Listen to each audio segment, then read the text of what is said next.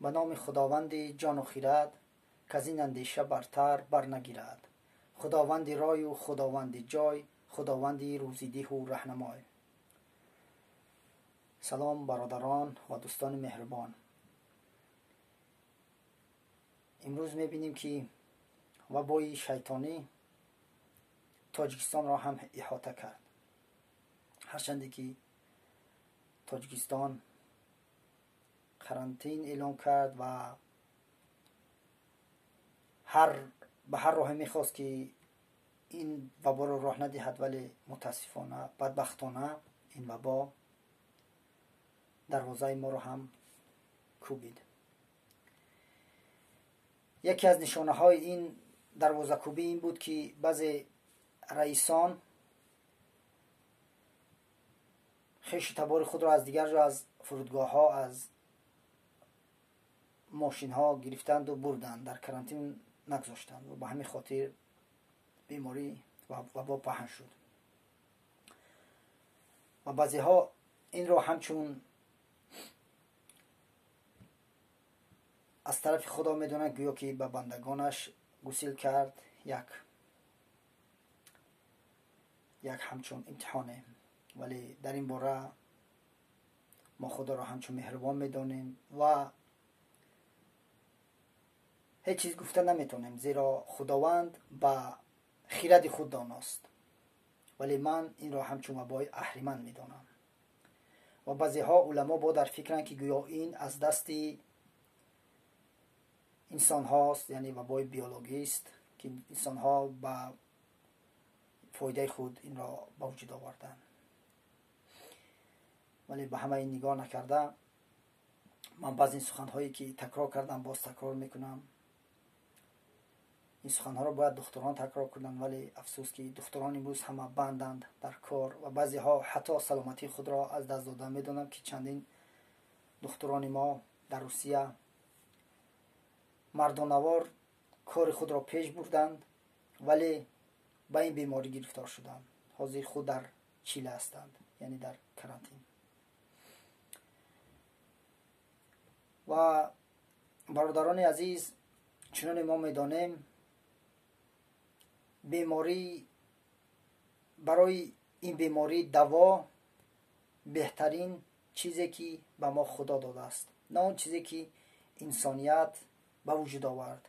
مثلا به مانند حسیبچه ها و قند و قنفت هایی که انسان خود به وجود آورد که اینها بسیار ضرر آورند برای آنهایی که بیمار هستند. و خلق گذشته ما چندین هزار سال است که به زراعتکاری، به دهقانی مشغول است و بسیار داروهای ارزانترین به مانند پیاز، به مانند سیر که اینها در تاجیکستان میرویند، اینها یگان مشکلی ندارند. اگر کسی نداشته باشد، حالا دیر نشده است، اینها را بشونند، بعد یک هفته دو هفته باز میتونند اینها را استفاده برند. و بعد دوستان عزیز، در کوهستان به مانند آلبالو تا امروز است میوه های خشک شده که او را در شکل خطایش آلوچه میگویند. میتوان آب او را استفاده برد، نوشید. اگر لیمو نباشد، به جای لیمو هم باشد میتوان او را نوشید. و اینچنین از مسکه های نقاب ها به مانند حتمی نیست که نقاب فیرمینی یا یگان نقاب رایدار خریداری کنیم.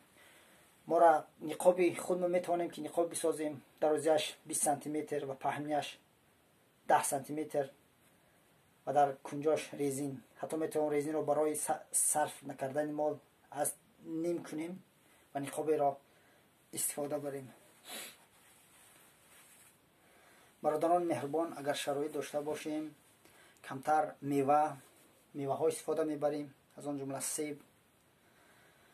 و باز نگفته نماند که بسیار جوانان ما امروز پیروان بعضی ملاهای عرب شدند، بسیار سخنان نیک میزنند. ولی اون عرب اگر بیاری در جای ما مانی، بیاری 12 ساعت در مغازه کارش دازی در روسیه، بیاری در ساختمان کارش داری، او تماما اندیشه های دیگر میشوند. اونا در مسئله تیپ چی میگویند؟ فقط چی میگویند؟ چورنی تمین را، یعنی سیاهدانه به 1000 در دوای امینا میگن که بگی استفاده بر، تمام هیچ چیزی نمیگن. بدبختانه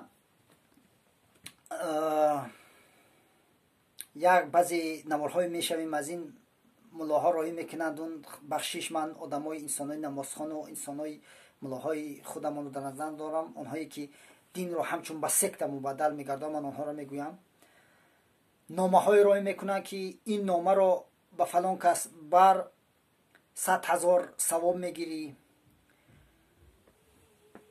و به مانند اینها که دین ما رو همچون به مانند مسخره بازی مبدل ساختن.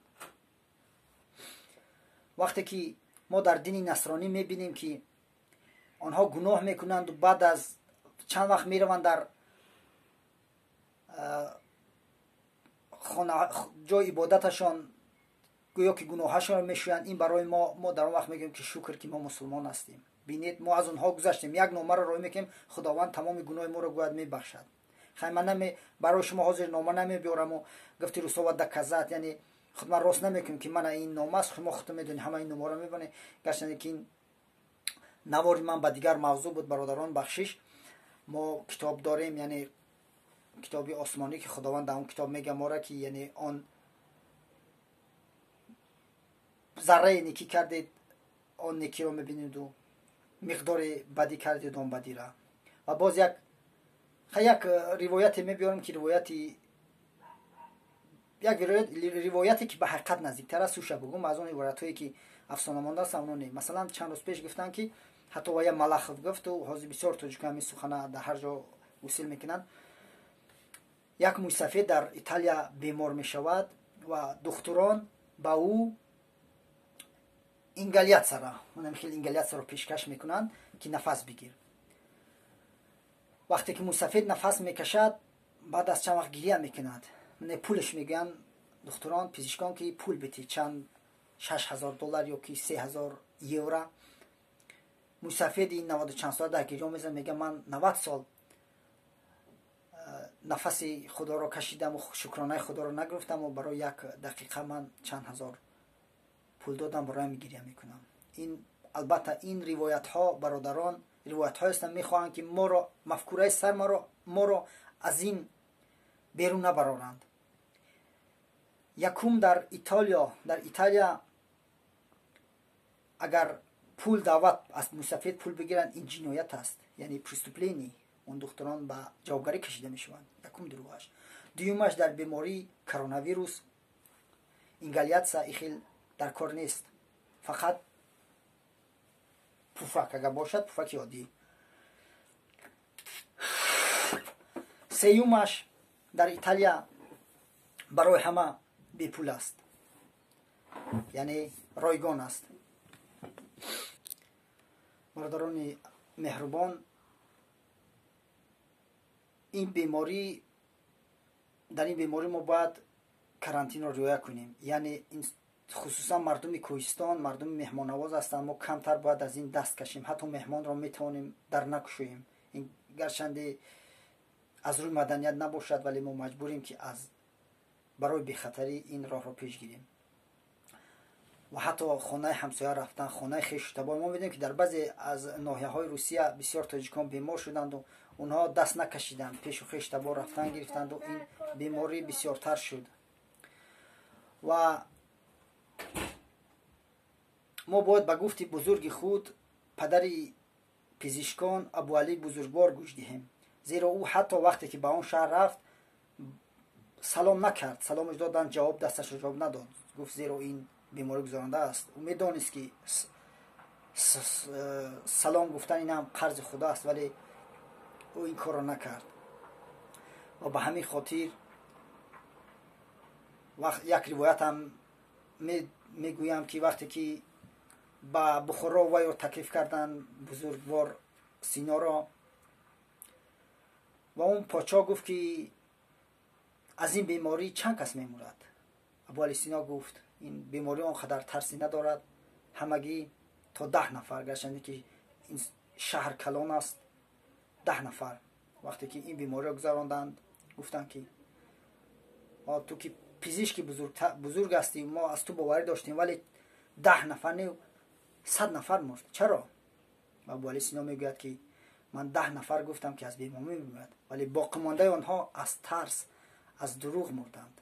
یعنی اونها ترسیدند. این بیماری یک بیماری و آسان بود، ولی آنها که به ترس خود را دادند از ترس درگذشتند. و همین خاطر برادران هیچ جای ترس نیست، همه وقت خرسندی را پیشه گیریم، چون که پیغمبری مسلمان ها گفته است تبسم کنید. و شما را به خداوند می سپاریم.